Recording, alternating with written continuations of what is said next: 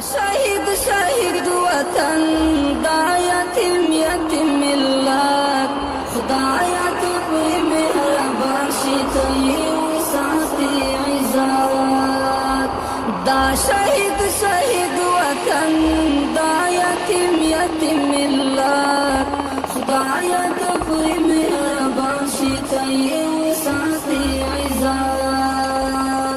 خدایا ستا دی بندگان دا بے وسا افغانان خدایا ستا دی بندگان دا بے وسا افغانان.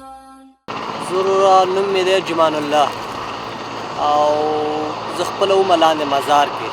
ټلیفون راته وشوی لکه څه واقع نشته راشه چې رالمه یو مې ورور شهید و دوه مې خویندې شهید یو مې زوی شهید و دا دوه مړي رایستلي وو دوه مړي نه وو رایستلي هلته یوه مې ورندار زخمي وه مور مې زخمي وه ورورونه مې زخمي وو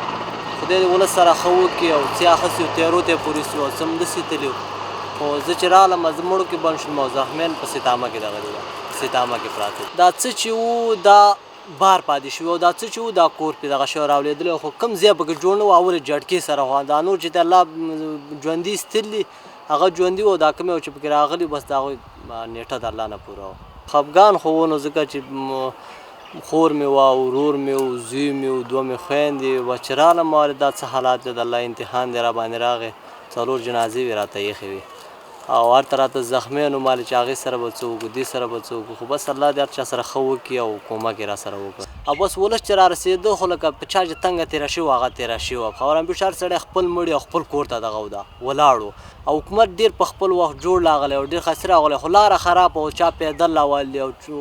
ګاړو کې راتلل خو لکه سړک خراب و دا هم د پلار دفتر دی او د پلارو کور هم دی او نیکه دفتر هم دی خبره هم موږ دا ویو چې همدغه ته موږ له بېرته وسایل جوړ شي خو لکه بیا چې یو سړی راشي وګوري درته تلفات ډېرې زیاتې خبره هم پېښو بل ځای کې دې راته جوړ شي مشکل نشته خو دا هم په درینې ځمکه دا دفتر هم دی خبره هم پېښو وخت تا سره پراته وي که نه نیکونه هم پرې تېر شوي دي پلرونه هم پرې تېر شوي دي او زموږ هم پرې ژوند زندګي ده نو هغوی پکې دغه شپې کلي او په موږ باندې دغسې شپې راغلي دي خبره هم پېښ شولې نو موږ ویو چې بېرته موږ ته مندر ته زمینه او مندر ته لکه دا کور راته جوړ شي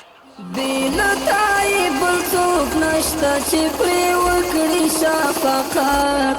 خدایا ته پرې مهربان شي ته یې وساتي عزت دا شهید شهید وطن دا یتیم یتیم ملت خدایا ته پرې مهربان شي ته یې وساتي عزت